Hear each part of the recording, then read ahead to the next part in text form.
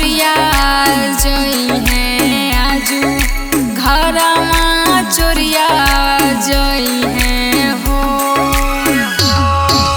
सबरे संपत्तिया बाबा बची जई हैं गौरा बेटी चोरिया जई हैं गौरा बेटी चोरिया हो जई हैं हो।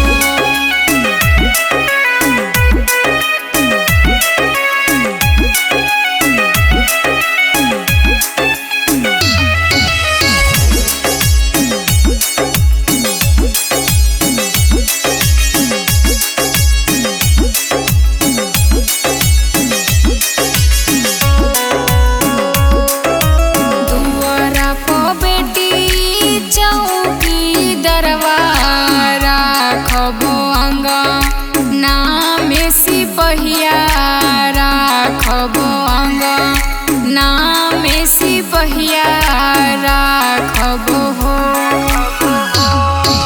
घरवा भीतर हमहू जागल रहबो से हो। बेटी बची जई हैं से हो बेटी बची जई हैं हो।